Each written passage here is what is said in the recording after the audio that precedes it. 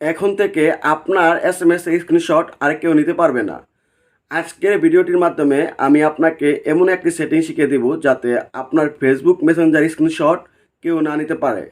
আপনি অনেক সময় অনেক গুরুত্বপূর্ণ এসএমএস করে থাকেন যা কেউ স্ক্রিনশট করে রেখে দিতে পারে। আজকে ভিডিওটির মাধ্যমে এমন একটি সেটিং শিখিয়ে দেব যাতে আপনার মেসেঞ্জারের স্ক্রিনশট কেউ না নিতে পারে অথবা আপনার এসএমএস এর স্ক্রিনশট কেউ না নিতে পারে। তাই আজকের ভিডিওটি খুবই গুরুত্বপূর্ণ হতে যাচ্ছে। তাই মূল ভিডিওতে যাওয়ার আগে একটি কথা না বললেই নয়, আপনারা সম্পূর্ণ এই ভিডিওটি না টেনে দেখবেন, তা না হলে কিছুই বুঝবেন না। আর আপনি যদি আমার চ্যানেলে নতুন হয়ে থাকেন তাহলে অবশ্যই আমার চ্যানেলটি লাইক কমেন্ট সাবস্ক্রাইব করে পাশে থাকবেন। তো সর্বপ্রথমে আমরা মেসেঞ্জারটি অন করে নেব। মেসেঞ্জারে প্রবেশ করার পর আমরা দেখতে পারবো সবার উপরে 3 লাইন একটি অপশন আছে, ওই জায়গায় ক্লিক করতে হবে। ওই জায়গায় ক্লিক করার পর সবার উপরে কোনায় দেখতে পারবো সেটিংয়ে ক্লিক করতে হবে।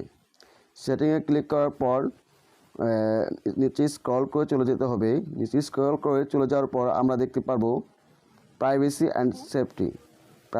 অ্যান্ড সেফটিতে ক্লিক করতে হবে। প্রাইভেসি অ্যান্ড সেফটিতে ক্লিক করার পর আমরা দেখতে পাবো save website browsing.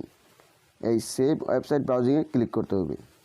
Save website ব্রাউজিংয়ে click করার পর আমরা দেখতে পারবো এই অপশনটা চালু করা আছে, এই অপশনটা অফ করে দিতে হবে, টার্ন অফ।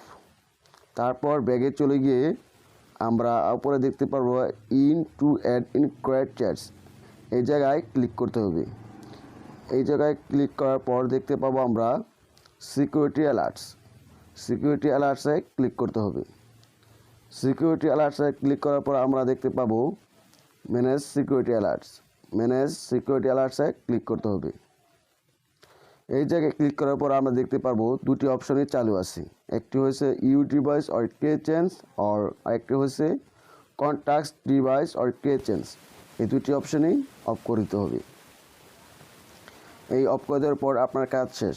এখন থেকে আপনার এসএমএস এর স্ক্রিনশট যে কেউ চালিয়ে নিতে পারবে না।